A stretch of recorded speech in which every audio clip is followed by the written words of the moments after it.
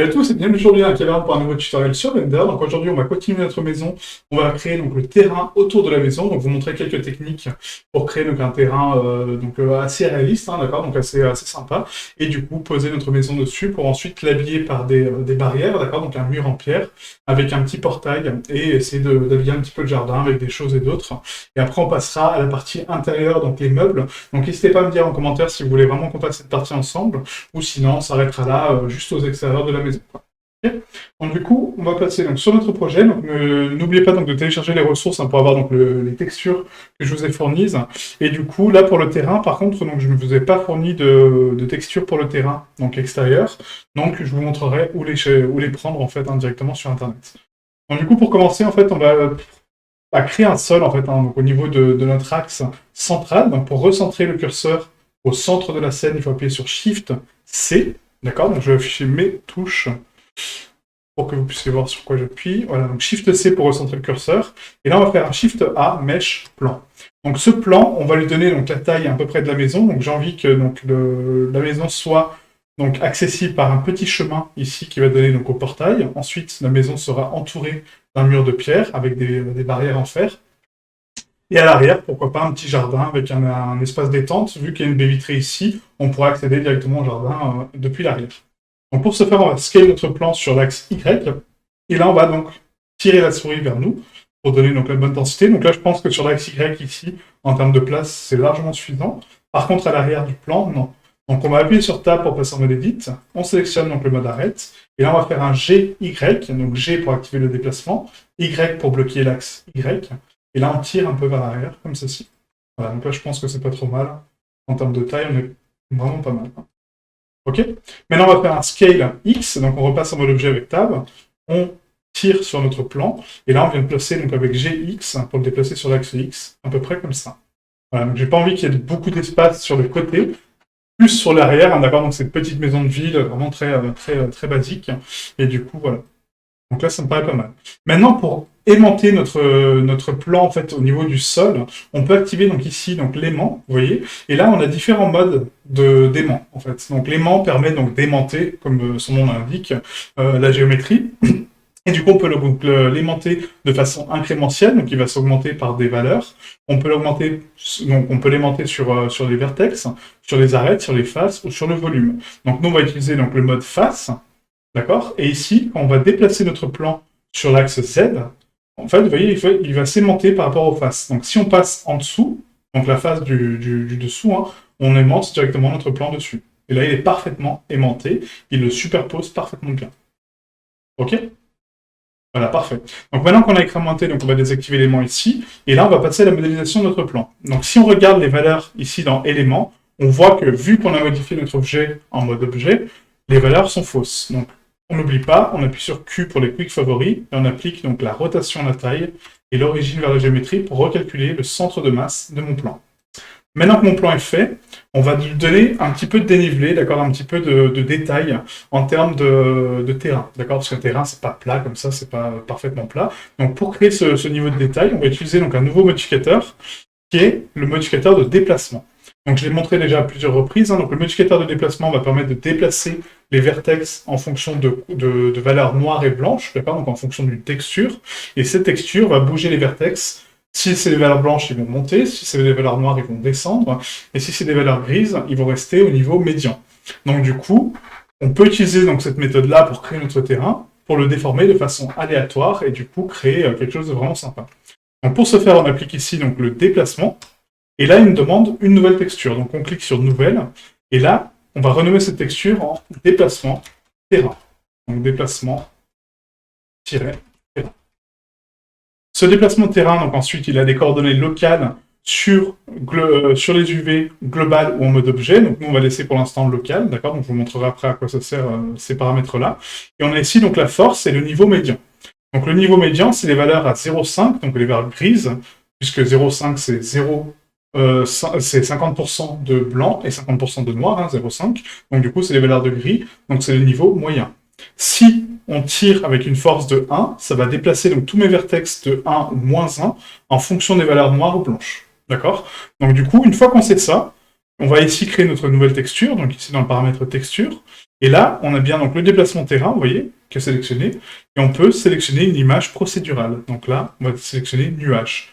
Le nuage est sympa, pourquoi? Parce qu'il a beaucoup de variations de couleurs très aléatoires, d'accord? Donc noir et blanche. Et du coup, on va pouvoir créer notre terrain avec ça. Sauf que là, quand j'ai appliqué mon déplacement, vous voyez, rien ne se passe. Pourquoi? Parce qu'actuellement, j'ai que 4 vertices pour... Vertice ou vertex, hein, donc j'ai que 4 vertices, en fait, pour déplacer mon plan, vous voyez? Donc les 4 coins de mon plan. Donc si je veux déplacer ma géométrie, il faut que j'augmente le nombre de points disponibles pour déplacer ma géométrie. Donc là, regardez ce qui se passe quand je vais rajouter donc, des loop cuts. CTRL R pour rajouter des loops. On augmente avec la molette de la souris. Donc là, on va essayer de faire des carrés plus ou moins parfaits. Voilà. CTRL R. Encore une fois, donc la topologie est importante. Pourquoi des carrés? Pour pouvoir subdiviser par la suite de façon identique. D'accord? Donc gardez toujours des quads pour pouvoir subdiviser votre géométrie et adapter votre géométrie toujours avec le même nombre. Et là, vous voyez, quand je repasse en mode objet, là, ma géométrie s'est déplacée un peu plus. Pourquoi? Parce que j'ai plus de vertices. Donc à chaque fois qu'un vertice va tomber sur une valeur noire, il va creuser. Si un vertice tombe sur une valeur blanche, il va monter. Et s'il tombe sur une valeur moyenne, donc une valeur de gris, bah, il va soit descendre un petit peu, soit monter un petit peu. Tout dépend de la valeur de gris, quoi. Ok? Donc là, si je veux augmenter encore une fois plus la définition de ce plan, vu que je suis resté en quad, je peux sélectionner tout mon plan en mode edit, appuyer sur W ou sur clic droit, selon vos raccourcis, et cliquer sur subdiviser, vous voyez? Et plus je subdivise, plus je rajoute de points et plus je rajoute de détails. Donc ça, c'est vraiment super important. Ok? Donc là, on va augmenter donc, le détail de façon vraiment très prononcée, hein, donc subdiviser donc une fois, deux fois, voilà. Et là, voilà ce qu'on a. On a énormément de relief, énormément de variations de couleurs, et du coup, ça me donne des petits pics en fonction des valeurs. Sauf que là, c'est beaucoup trop fort, d'accord? Si on met un personnage humain, là, c'est-à-dire que mon terrain, il est construit clairement sur une espèce de falaise un peu obtus. Donc nous, c'est pas ce qu'on veut. On va descendre la force ici, et on va l'adapter à peu près à 0.1. Voilà, 0.1, même 0.2, je pense que c'est pas mal. 0.2. Et là, je vous pose une question maintenant, c'est est-ce qu'on a besoin de ce niveau donc de détail pour avoir ce relief? Non. Pourquoi? Parce que du coup, ce relief-là, il peut être obtenu grâce à une texture de bump. Donc comment on va faire pour créer notre texture de bump? Bah, tout simplement, on va enregistrer les informations qu'on va créer de façon géométrique sur une texture. D'accord? Donc ça paraît un peu complexe comme ça, ne vous inquiétez pas, c'est pas très compliqué. Donc là, j'ai mon plan qui est actuellement appliqué avec une procédurale en fait. Hein. Et du coup, moi j'ai envie de garder les valeurs de déplacement sur une texture pour pouvoir les appliquer, mais sans géométrie. D'accord? Pour donner l'illusion que le relief est là, mais qu'il n'est pas réellement là. Donc pour ce faire, on va appliquer donc, un autre modificateur sur notre plan, on va mettre un multi-résolution.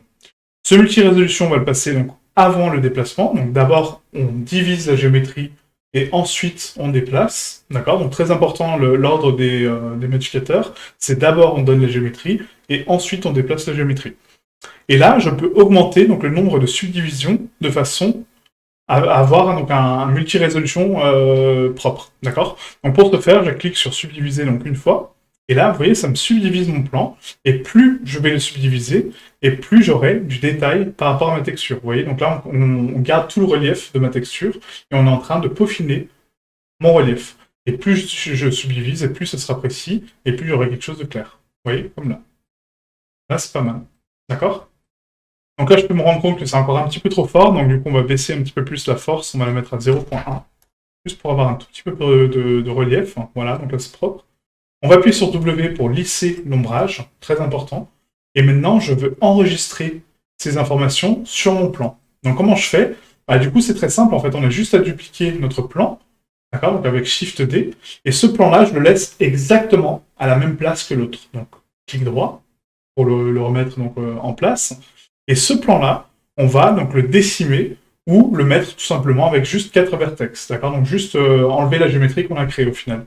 Donc on va supprimer le multi-résolution, on va supprimer le déplacement, on va isoler notre plan avec slash, on repasse en mode edit, et là voilà ce qu'on a, d'accord? Donc on a quand même une bonne densité de géométrie, mais on n'a pas besoin de tout ça. On a juste besoin de notre plan avec 4 vertices, c'est tout. Donc pour ce faire, on va ici appliquer un nouveau modificateur qu'on n'a pas vu encore, et le modificateur décimer. Donc le modificateur décimé va me permettre de réduire le nombre de subdivisions si je les ai appliquées, comme là c'est appliqué, hein, d'accord? Donc du coup on active le désubdivisé, puisque je veux enlever des subdivisions, et là je vais augmenter donc, le nombre, une fois, deux fois, trois fois, voilà, j'arrive à 4 instances, et du coup j'applique ce décimé, et là regardez, vous voyez, je récupère ma géométrie d'origine. Donc on va continuer, hop, encore une fois décimé, désubdivisé, et là, on va descendre le nombre jusqu'à arriver à 4 points, en fait, hein, d'accord? Donc là, je pense qu'on peut pas aller plus loin, en sachant qu'il m'a enlevé mon coin, donc c'est pas forcément la bonne méthode. Donc on va rester à 132 pour l'instant. Hop, un tout petit peu plus, à 231. Donc toujours garder un nombre pair, hein, parce que sinon il divise par 3 et c'est pas bon. Donc là, 2. On applique le decimate, on regarde la géométrie. Parfait. On continue. Décimer, désubdiviser. On augmente. 2. Par contre, il me casse mon coin.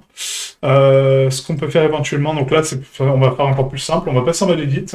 On va sélectionner donc, le mode arrête et on va supprimer toutes les arêtes, tout simplement. Donc on sélectionne toutes les loupes qu'on a créées au départ. Hein.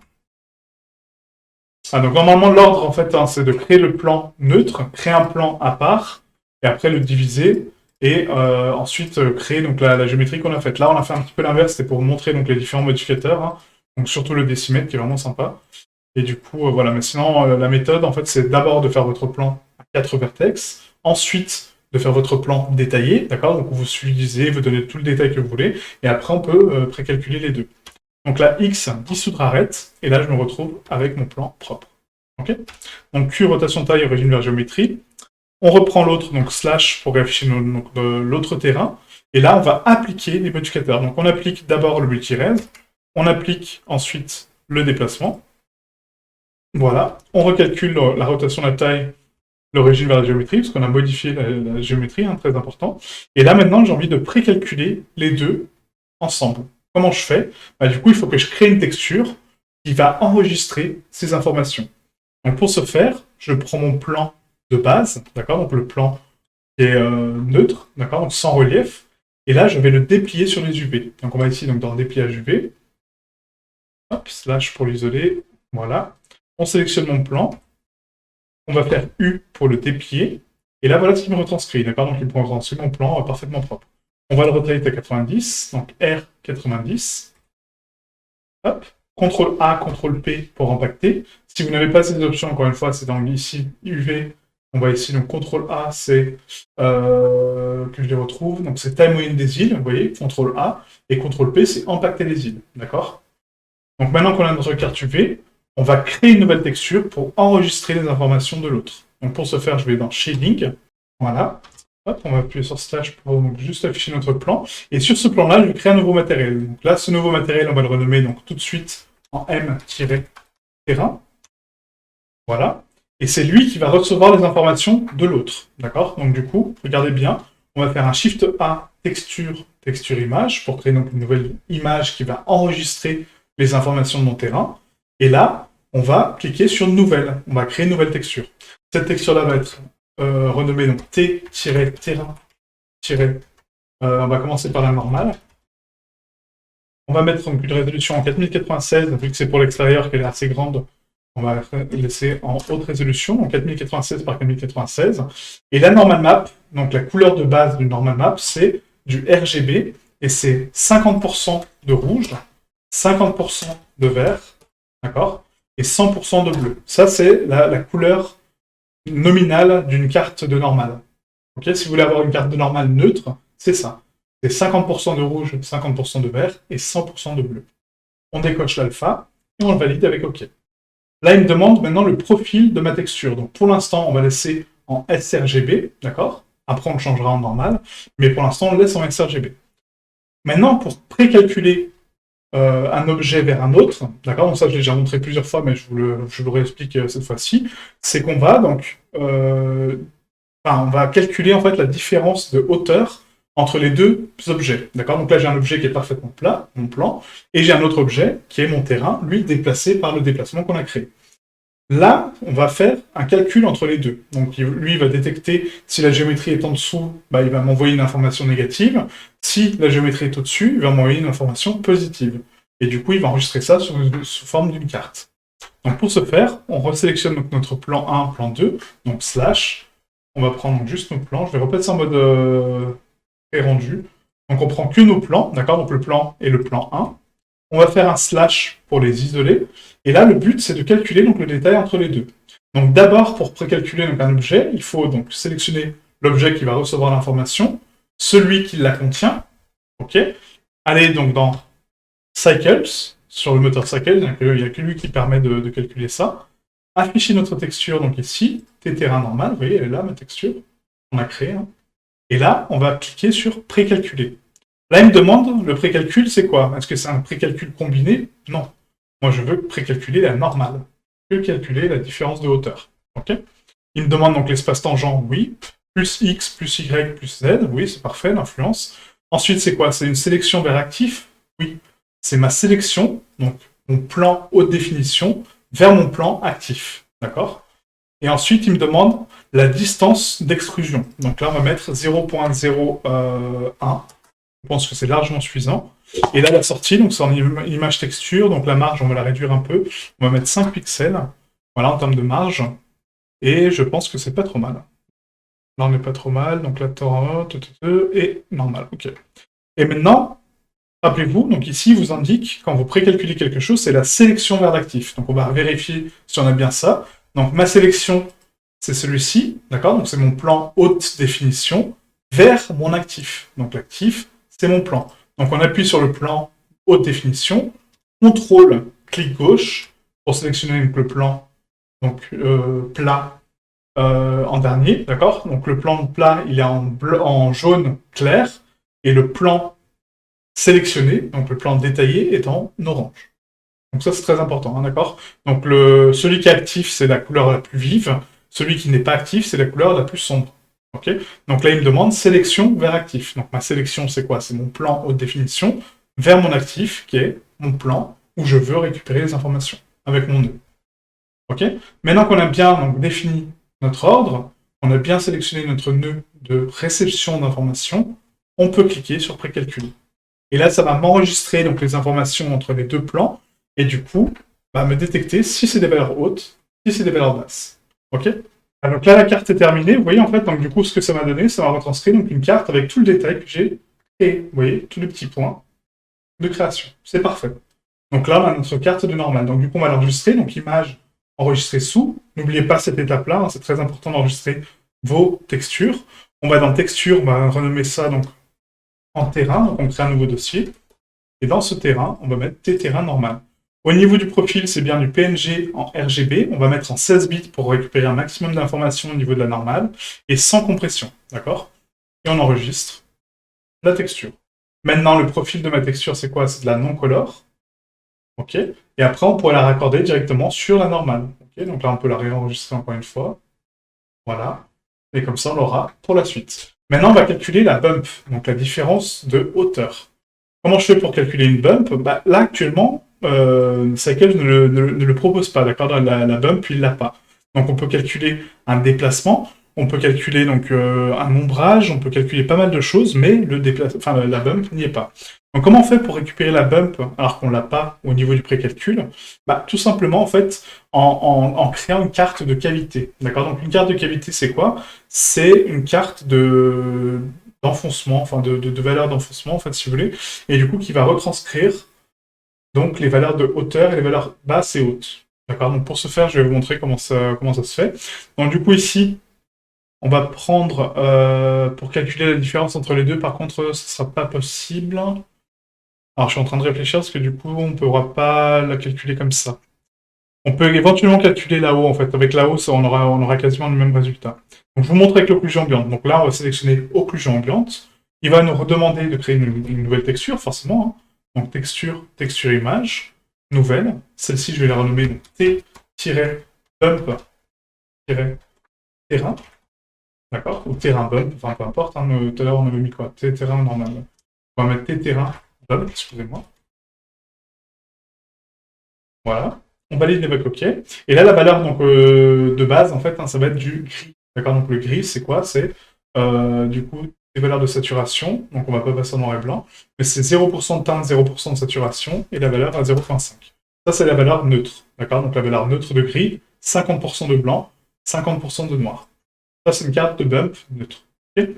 Maintenant qu'on a ça, on sélectionne notre nœud.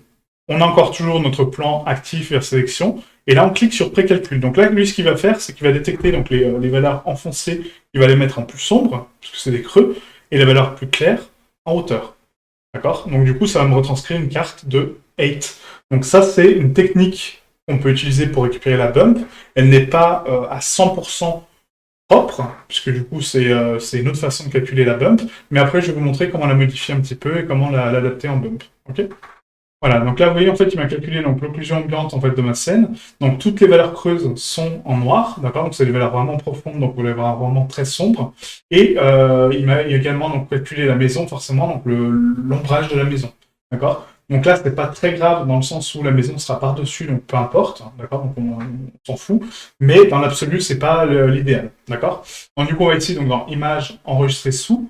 On va prendre donc T-Terrain Bump, on va mettre en black and white, d'accord? Donc en noir et blanc en 16 bits, et on va mettre 0% de compression. Et là, on l'enregistre. Donc ça, c'est la bump et la haut, d'accord? Donc c'est les deux en même temps. On va la mettre en non-color, et là, on vient de précalculer nos cartes, d'accord?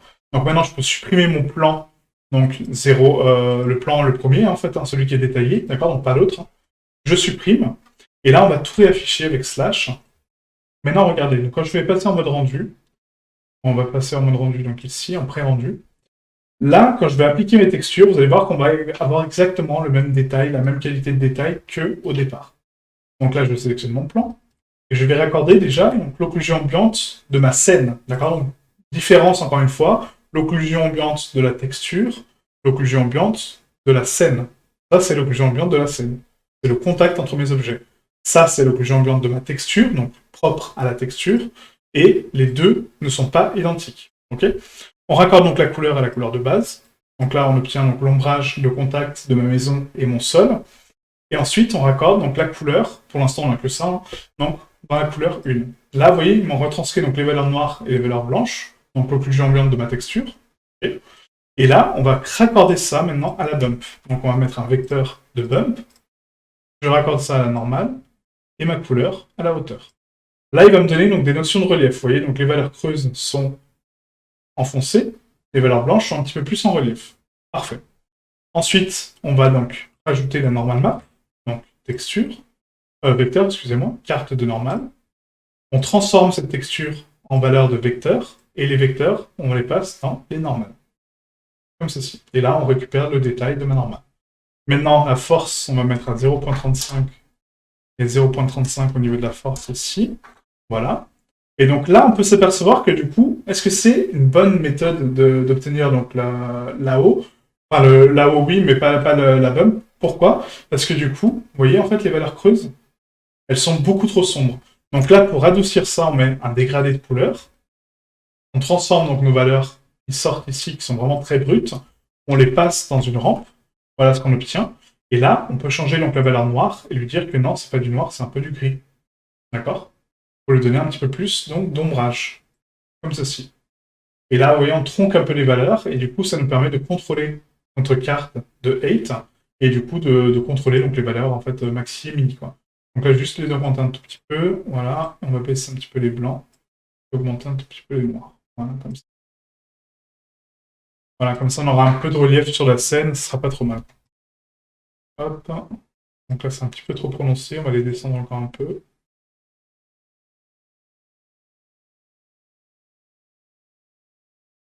Hop. Voilà. Et voilà. Et là, pour la couleur, pareil, est-ce qu'on veut des couleurs aussi sombres? Non. Donc du coup, on va descendre un petit peu la valeur de noir, donc on remet une rampe de couleur. Et là, je descends un tout petit peu donc les valeurs sombres. Voilà, juste pour les adoucir un peu. Ça, c'est pas mal. Ça, c'est pas mal. Ça va me donner un petit peu de relief avec lequel jouer. Maintenant, on va combiner donc, une texture procédurale avec ça. Donc on va mettre une texture donc, de Musgrave, un petit peu de variation. Et on va faire passer ça dans un dégradé de couleur encore une fois. Donc pourquoi? Parce que le Musgrave, c'est des valeurs noires et blanches. Et moi, je veux rajouter de la couleur. Donc là, on va faire un couleur mélange RGB. OK. Mon AO, rappelez-vous, c'est quoi? C'est des valeurs de noir et de blanc. Donc du coup, ça se multiplie par ma couleur à 100%, puisque je rajoute mes valeurs d'ombrage. Et là, dans la deuxième, je vais mettre ma couleur. Ma couleur, pour l'instant, c'est un Musgrave qui est noir et blanc. Moi, c'est pas ce que je veux. Je veux créer de la terre, d'accord? Donc du coup, pour la terre, on va mettre des valeurs un petit peu plus marron. Voilà, pas autant, hein, on va mettre du marron un peu plus qui tire vers le pâle, un peu plus comme ça. Et on va prendre des valeurs un petit peu plus claires. Hop, à peu près comme ça, pour la terre un peu plus douce. Voilà, là c'est pas mal, je pense. Ok. Et là, on crée des nuances donc de noir et de blanc, en fait, enfin de marron foncé, de blanc et de marron clair, pour donner notre couleur. Maintenant, on va monter donc la spécularité, on va la mettre à 0,35 pour l'indice de réfraction, et on va augmenter la rugosité à 0,95. Je pense que c'est pas mal. 0,95, je pense que c'est largement suffisant pour cette terre. Ouais, c'est pas mal. Et là, on va jouer avec notre procédural pour créer notre pattern de terre. Donc je vais augmenter le détail à 16. Je vais réduire la dimension à 0,25, vous voyez, pour créer des patterns un peu plus striés. Et je vais augmenter donc la taille de l'échelle jusqu'à avoir quelque chose de correct. Donc là, je vois que les valeurs noires sont beaucoup trop présentes en fait dans ma texture. Donc je peux augmenter les valeurs un petit peu plus claires. Et du coup, hop, réduire un petit peu plus ces patterns-là. Et là, à la limite, on peut rajouter donc, une valeur un petit peu plus grise. Hop, voilà, un petit peu plus comme ça. Et les autres valeurs un petit peu intermédiaires, vous voyez, en fait, les valeurs médianes qui sont là. Voilà, pour les créer un petit peu de relief un peu en plus, quoi. Donc là, on réduit un petit peu plus les textures. Là, on augmente. Voilà. Et limite, je vais mettre une valeur encore plus claire pour la terre un peu plus sèche. Je vais aller ici. Et là, ça va être vraiment un petit peu plus blanc. Voilà, comme ça. Part plus vers le gris. Voilà, comme ça. Là, c'est pas mal. Bon, là, c'est vraiment trop sombre, hein, du coup, comme valeur. Donc, je vais l'augmenter un peu. Je suis désolé.